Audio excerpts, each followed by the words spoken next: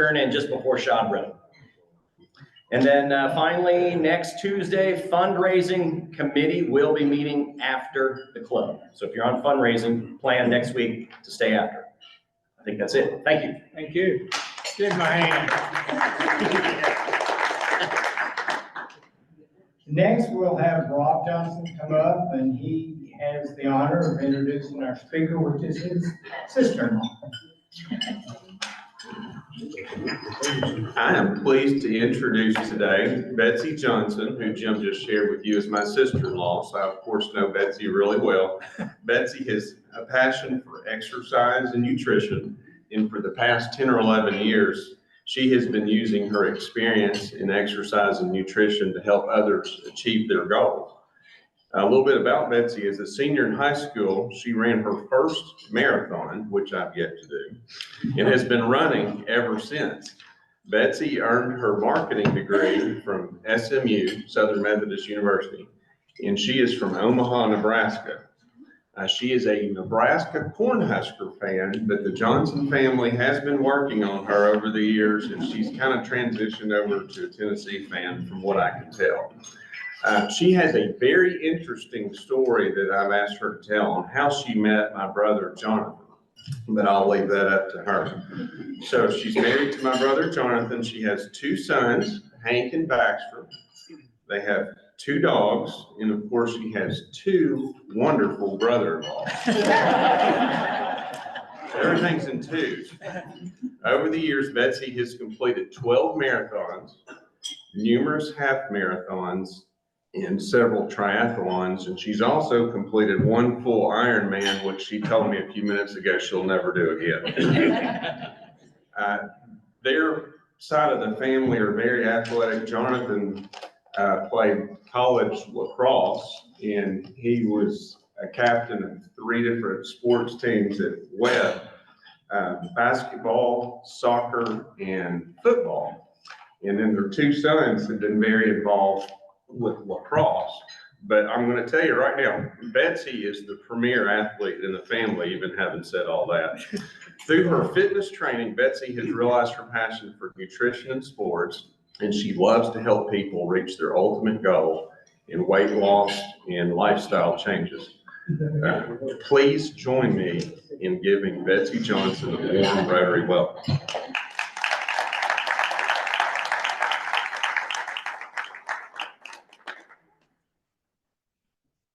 No idea that Rob was going to be introducing me, so that was very civil, Rob. I was a little nervous when Allison told me that Rob was going to be, my brother-in-law was going to be introducing me. So yeah, thank you for having me. So yes, Jonathan and I have been married for almost 25 years, and he was going into a senior year at West Point, and I was going into my sophomore year at SMU, and we actually met on the beach in Hilton Head, South Carolina, which was just a crazy fluke. And here I am in Knoxville after Jonathan graduated from West Point. We were still dating, and then we got married after I graduated from SMU, and then he served in the military and we lived in Lawton, Oklahoma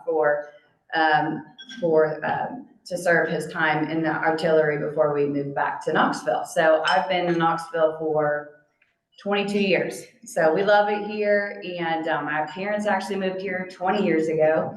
And I have the blessing and honor to be a part of the Johnson family.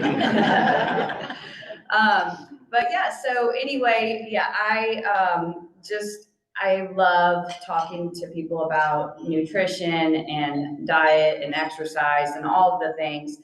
And I live it each and every day. And I think it's a huge passion of mine. And so anyway, the biggest thing that I always tell people about, life is just busy and everyone has a lot going on in their lives. And the biggest thing I always tell people is like the one word that I can tell a person about diet and exercise, and especially diet, is just to be intentional. And it really is like, anything in life, if you're intentional about anything in life, you do better in it. So if you're intentional in your marriage, if you're intentional in your job, if you're intentional in raising your children, you do better, hopefully, you do better in it. And that's how I feel about eating. And a lot of times, you know, you can always say that, no, I'm busy, or everyone's busy. Everyone has 1,000 things going on. Everyone's a lot of jobs, work, life, lots of activities, travel. There's always going to be something. And when people always say, I'm going to call you, you need to help me lose some weight, I'm going to call you. It's just not a good time right now. And I always say to a person, there's never a perfect time. There's always going to be a birthday, a trip, travel. There's always going to be something that will come in the way. But at the same time, like, your health is the most important thing that you can possibly do for yourself. And I always say to a person, if you can walk into the doctor's office and know that you've done everything yourself to take care of yourself, and you might have some family history of some heart problems or cholesterol, but if I walk into the doctor's office and my cholesterol, my blood pressure, my A1C, blood sugar, all those things, those are self-inflicting. Those are things that I can control. I can't control if a doctor tells me that I have cancer, or I can't control some of those things, but I can control exactly what goes in my mouth. And a lot of those things, cholesterol, blood pressure, all of those things have a lot to do with what you eat. And so my biggest thing is to try to teach people how to eat and what to eat. But also, there's so many things that we hear from the internet and everything in this, all over the media, that it will be, you know, all the fads, all the trends, you know, no carbs, don't eat carbs, carbs are the devil. Intermittent fasting, don't eat for, 20 hours or 16 hours. I'm only going to eat, people only eat high fat, high protein, no carbs. Well, a lot of those are short-term fixes or short-term plans, but in actuality, if someone is to tell me that they're never going to have a carb again in their life, like, they will. I mean, or it's just going to be a really hard way to live for the rest of your life, not having a carb. And so what happens is, a lot of times people feel like they're failures and plans and different things that they do, because they do these things like a no carb diet or a keto diet or things like that, and they lose weight, and they might lose weight quickly. But then what happens is, they might just be dying for a croissant or a sandwich or something, and then they end up just completely blowing it because they are dying for a carb. So my whole thing is trying to teach people how to eat, how to fuel their bodies, but at the same time, not looking at food like it's just like the enemy, but just looking at food like it's really a good way to fuel your body, and not just feel like in order to lose weight, you have to completely cut out every single thing out of your diet and then live like that for the rest of your life. It's a really hard way to live. But at the same time, like, I choose not to have fried food, or I choose to eat the right foods for my body, so then you can fuel yourself. And I think that goes hand in hand. A lot of times people will tell me like, oh, I just don't want to be on a diet, I have no energy, like I don't have any. Well, it's because they're on a super low deficit diet that only gives them 900 calories. They only eat packets of food that who knows what it is. And so then what happens is a person ends up failing or quitting. And so my whole thing is trying to teach people what to eat and how to eat. So there's a couple things that I just kind of want to talk to you about today. And one of them is like some hidden things that people don't pay attention to. And because our lives are so busy, one of the things is, like, a lot of times people buy frozen foods or things that are just highly, highly full of sodium. And so sodium is a huge culprit in weight loss, but also it's a huge culprit in frozen foods, processed foods, and people don't pay attention to it, especially for our heart. And so you don't want to have just a really high sodium diet. And so what I did, Allison, did you give this? Okay, perfect. So there's some packets on the table of some different information that you might want to just take with you, of just some pointers for you to think about and talk about, or just for you to take with you. just some different numbers, some different things to look out for. I don't like to just overwhelm you with a ton of information, but salt is in everything. And so people don't pay attention when they're trying to lose weight. They don't pay attention to super salty foods. When a person is always going to be more successful at losing weight if they actually cook food at home versus just buying every single thing prepackaged and frozen. So a lot of frozen meals have over 1,000 milligrams of sodium. If you're looking at a healthy choice meal that has 350 calories, it could be loaded with 1,200 milligrams of sodium, which is just really not good for you for your heart, and also just processed foods. So you want to be really careful about the type of food that you choose, but sodium is a huge culprit. So I would encourage you to look at like around 500 milligrams or less of sodium per meal and per snack. And especially if you're looking out for something with your heart or for your longevity of taking care of yourself, you want to really try to lessen the load of sodium. Anything that's pre-packaged, pre-flavored, lemon peppered seasoning, pre-marinated pork tenderloin, all these different things that are just like flavor. Well, it's salt. So be really aware of the type of food that you're eating. And also, like if you're going to a restaurant, you don't want things that's just loaded in seasonings, loaded in sauces, loaded in those types of things. So it's really important to be a little bit mindful of your sodium intake. Sugar. So sugar is one of those things that, quite honestly, I know that every single person's going to be mad at me about, sugar and all this. Sugar is honestly kind of a drug, to be honest with you. I don't want to say it too, but it's not a good thing for our bodies. Our bodies don't process it very well. And what happens is, when a person will tell me like, oh my gosh, I'm just addicted to sugar. I just eat so much sugar. Well, a lot of times what happens is if a person doesn't eat enough during the day, and I would say that, one of the main things I ask people and clients is, do you feel like in the later part of your day that you bottom out?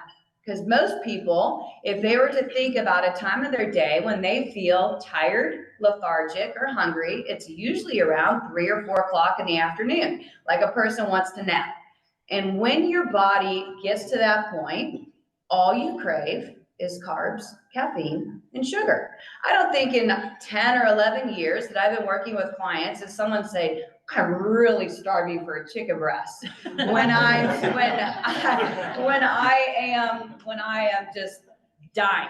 What a person really wants is cookies, candy, crackers, anything in the work pantry. If they're coming in from work, they're always going to go to the pantry. You're never going to go to the fridge to grab hummus and veggies or a chicken breast. You're always going to go to the pantry because that's the quickest form of an energy pick-me-up is sugar. And so a person may say to me, I'm addicted to sugar. They're actually not addicted to sugar. They're just letting their body bottom out. So that's what they're going to always go towards. So it's really important to not overload your system with sugar. And you need to make sure that you eat enough during the day so you don't get to that bottom out point. And what I call that point is the point of no return. And when you hit that point, the care factor of what you're eating goes completely out the door. Absolutely. If you get super starving, the last thing you really care about is what you're choosing. You're always going to choose a Snickers bar or something else that you just don't care about. In the morning, you might think, oh, I'm going to have a great day. I'm going to eat really well today. And then by 4 o'clock, what do you want for dinner tonight? I don't know. I don't care. Let's just order pizza. So it's really important to be super mindful of what you're eating. And marketing they think that you, as a consumer, marketers will do, Greek yogurt or fat-free or gluten-free or all these different things that you see that's you think is so healthy. And a lot of things are just loaded in sugar, even like smoothies or different things like that you think are just like great greens drinks or all these things. They could be, 40 grams of sugar. So people just don't really pay attention to it. Even Greek yogurt, a person might think, oh, this Greek yogurt's great. If you're not buying the right one, it could have 20 grams of sugar in it and you don't even know it. So it's really, really important that you want to stay ahead of what you're looking at for your sugar intake, and make sure that you don't just completely, we want natural sugar in your body, like fruits, berries, apples, all those things, because if you lower your insulin level, and if you have an apple or if you have berries, it will do the trick. It will satisfy you. Of course, a little dark chocolate's never gonna hurt us, but I'm just saying in general, you will be amazed how if you just take sugar out of your diet and just get natural sugar instead, that the pleasure of having that fix of sugar will be there. You may disagree with me on that, but I'm telling you, it is one of those things that it is a kind of an addiction that you just want more of it if you have a sugar in your body.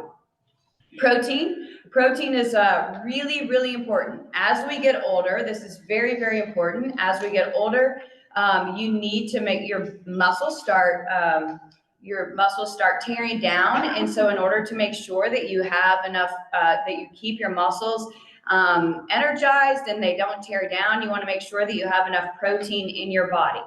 The number one thing that most people and most clients that I work with don't eat enough of is protein. And the reason why is because it's harder.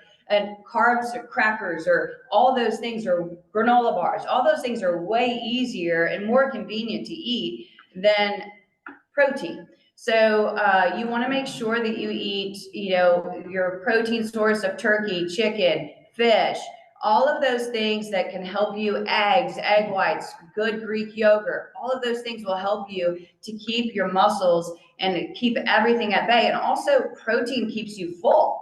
And the thing is with like carbohydrates, you might have, some crackers, but then an hour later you want some popcorn. And then an hour later you want some more crackers. So you want to make sure that you choose foods that will keep you fuller longer.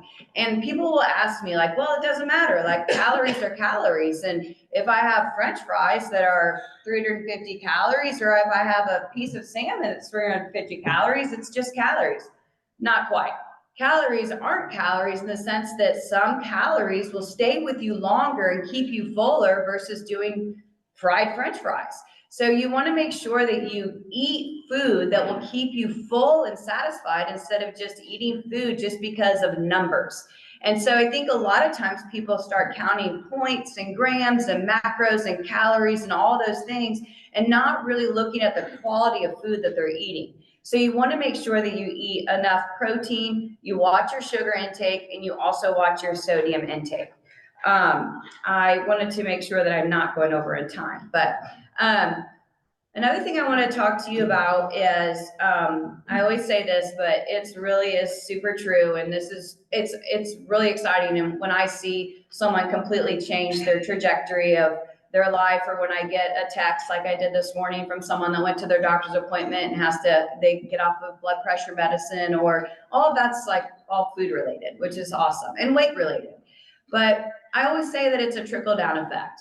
And this in the sense of if your family eats healthy, it's going to be a trickle down effect. And I just got off a call with a client earlier today that her husband has lost weight because she's changing what she's eating. So if it starts with you, and then it helps with your kids, you're teaching your children or your grandchildren or whatever the course of the action is, it's a trickle down effect. If I have fruit snacks and fruit roll-ups and goldfish and all these things, candy and all these things for my kids for their snacks, then that's what they're going to constantly eat. Or if I have sliced apples and chopped avocado and blue corn chips and those types of things, that's what my kids are going to eat. So you want to make sure that you are an example, and also for you and your spouse to be it's really helpful to be more mindful of what you're eating. And it's also helpful if you have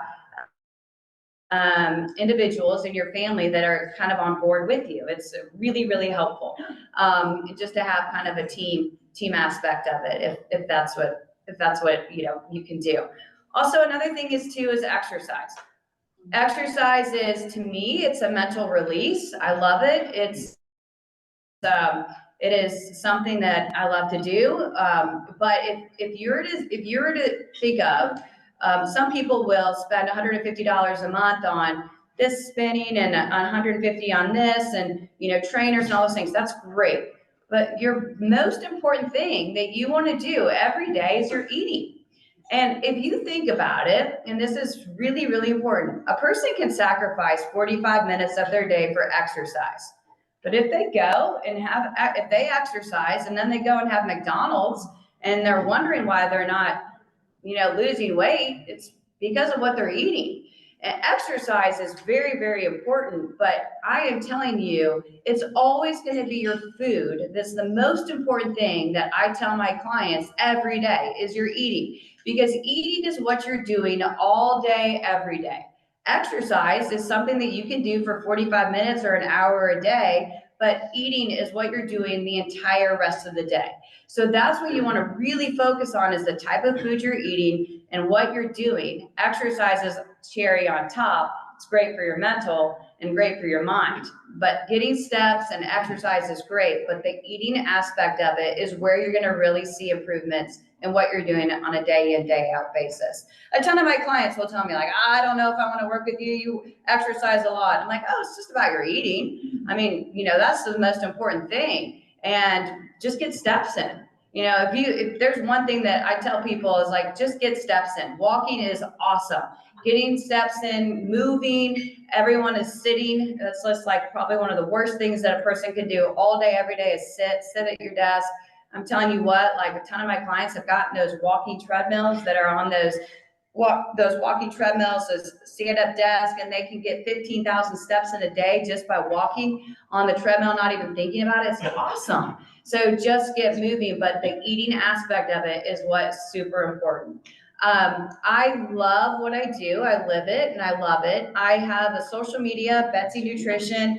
What I did for you, I have a Facebook. I have a website, tons of recipes on my website. I think the biggest thing too is, like, cooking can be overwhelming for people. And so what I try to do is just make it really simple and easy, and I don't want to overcomplicate it. So what I try to do is give you examples for what to do when you're on the go. Don't make it complicated. What I did is I gave you like 6 or 7 ingredients, and then I did like 5 meals from those 6 or 7 ingredients. And I think that, so I truly, like, I cook every night for dinner. We maybe go out one night a week. I don't really love to go out when I'm working all day and when we have a family and everything. But the most important thing is just, like, making things that are really easy. I really don't want to follow a 20-point recipe at the end of a work day. So if you make easy things for yourself and piecemeal things together, it's really important. It can be really easy, and you can be really mindful of it. So I wanted to just open it up for questions and all those things. I know there's a lot of different questions that people can ask, but yeah. What is a quick source of protein that you can eat, like before you go play tennis in the afternoon, that's healthy?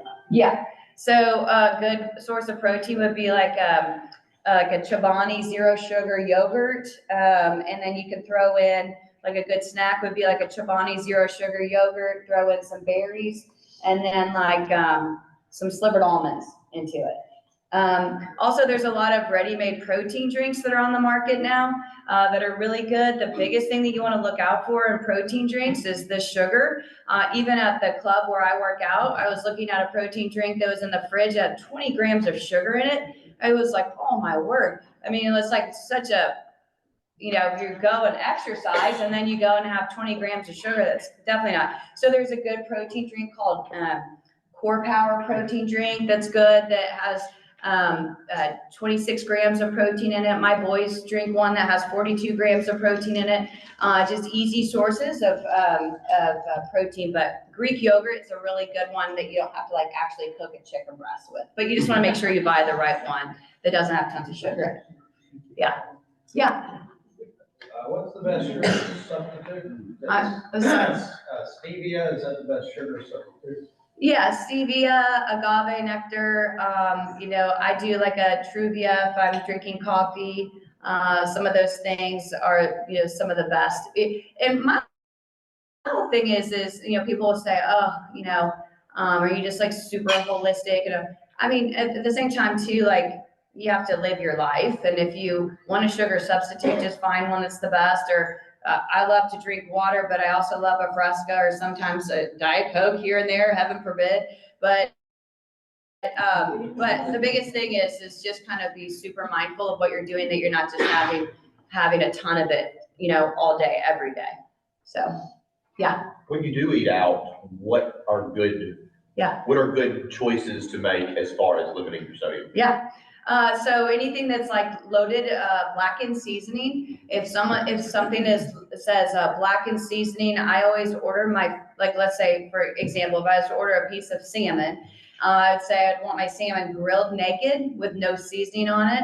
And also another really hidden thing is like restaurants will trick you and say, oh, just a glaze of sauce or whatever. And then you get your piece of fish and it's just like sinking in sauce. And it's like, okay, that's an extra 600 calories that you don't even pay attention to. So I always order a sauce on the side, dressing on the side. Like if you're doing chicken breast or things like that, don't get it blackened. It will help you a ton. And Cajun seasoning, all those seasonings may be super flavorful, but very, very salty.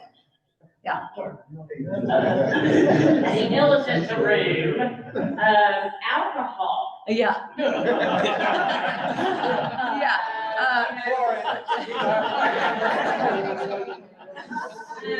read different things like vodka and champagne, things like that Yeah. are better than some of the others. Can you address that? Yeah.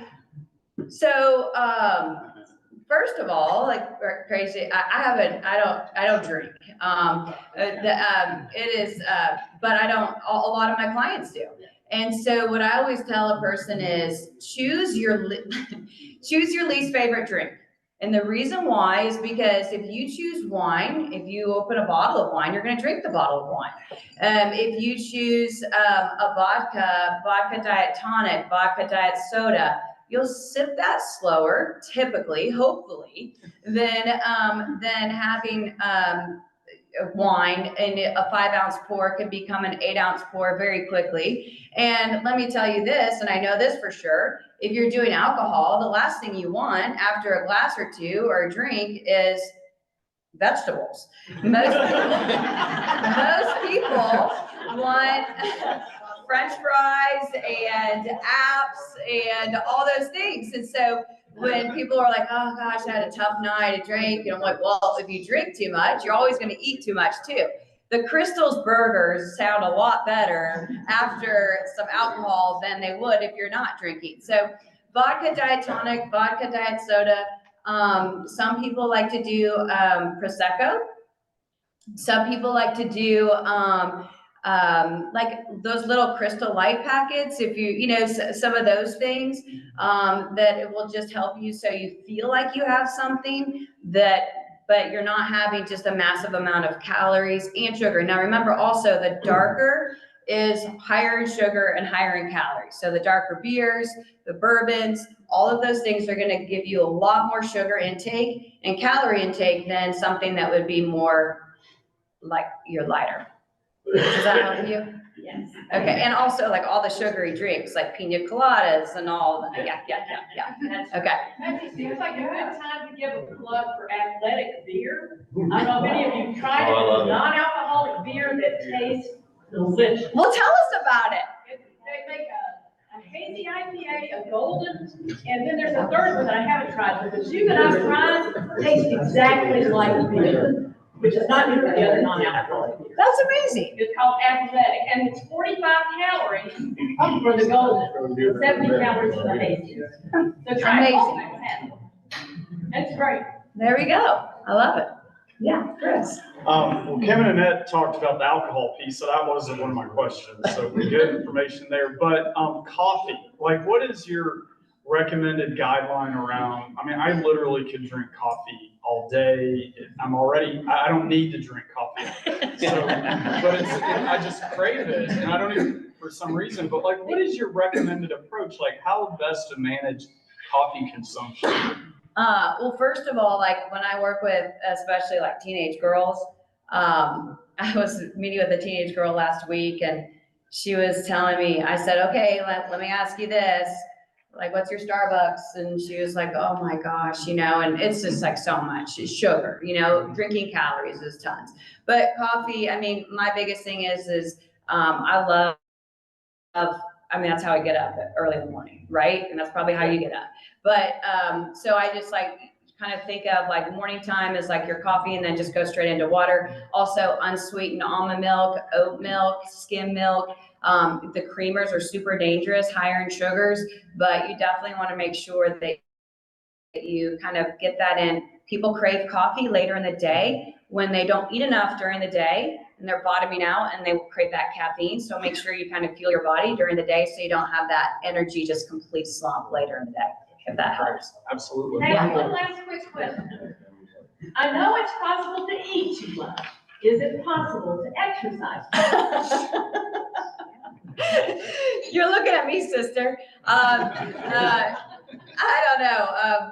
Yeah, of course it is, but you just have to make sure that you fuel your body. It's definitely something that you want to do, but exercise to me it's the same type of thing. You just need to listen to your body too. If you're feeling injured or things like that, knowing what you can and can't do. But yeah, if you have inflammation, I don't do marathons or a lot of those things anymore because my body was starting to become so inflamed. I run a lot, but I was getting a lot of inflammation, and so I knew that it was probably time for me to kind of cut back on that kind of stuff. So anyway, I could go on, and I'm sure you're bored to tears. I hope not. I hope this was great for you all. Love being a part of this. Thank you for asking me to come and share some of my knowledge with you all. And I hope this was really helpful for you.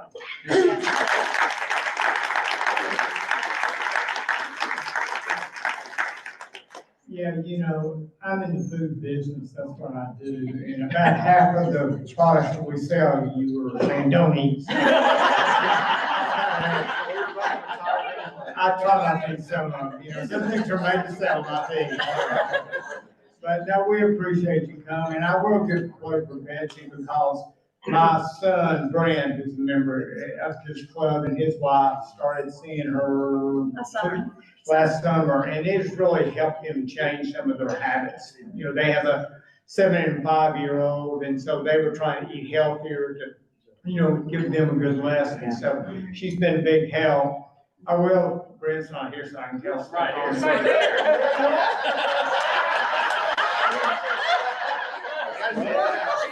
I was gonna say he cheats, but I'm not gonna tell you. So we appreciate it. Each week we do have a book that if you'll sign, it's called Be Wolf. So if you'll sign this, we will.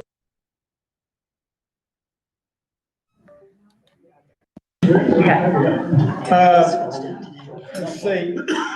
Thanks everybody for coming. Next week we'll be here, and our speaker is Marcus Hall with Mark Nelson Jeans. So we'll look forward to hearing him, and Wes is coming up to do our 4-week action.